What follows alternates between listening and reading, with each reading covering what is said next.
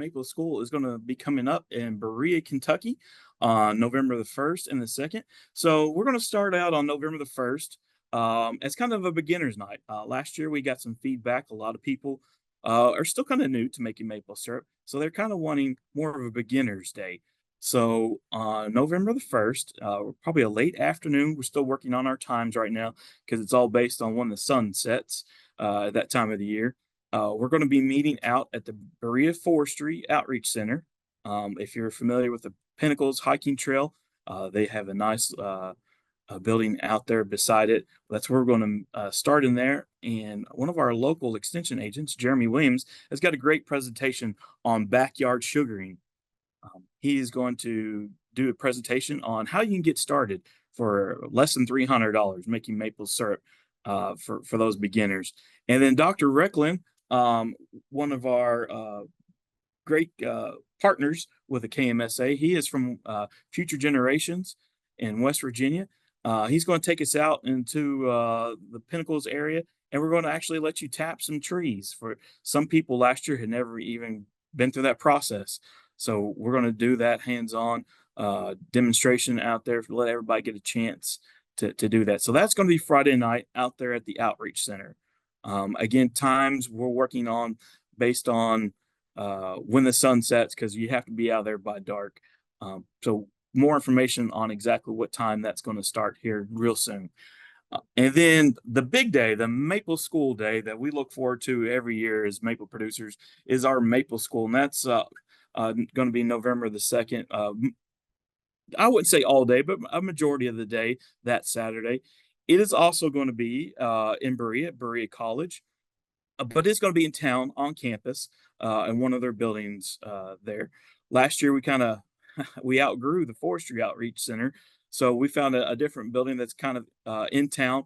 So that way we can expand and have more people come to the Maple School, and we'll be posting information exactly which building that's in and where to park and the times. But we're going to start off the day, and hopefully you can still see my screen here. But our opening speaker is going to be the Maple Dude, also known as Tim Sternitsky.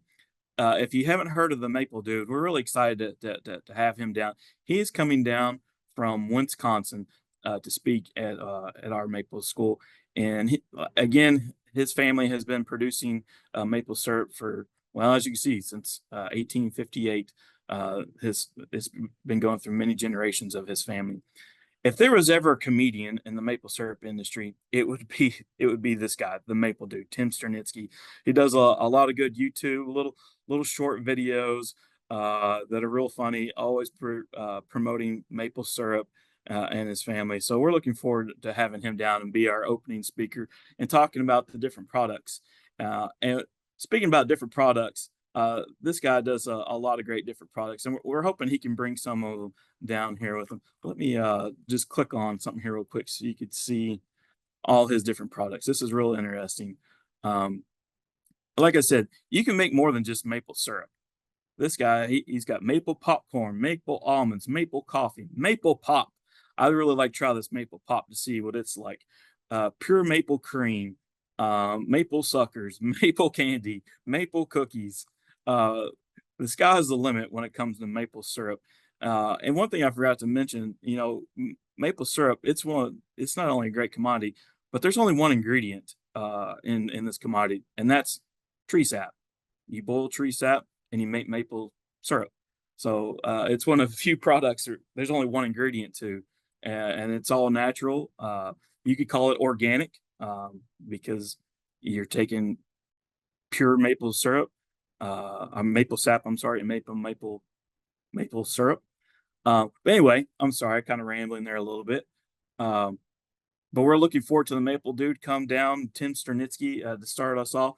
Then we're going to transition to Dr. Mike Recklin, one of our partners I mentioned. He's going to be helping us Friday night, and then speaking with on Saturday, talking about different tubing systems. He's been doing a lot of research in West Virginia with tubing systems and a lot of other process of making maple syrup over in West Virginia.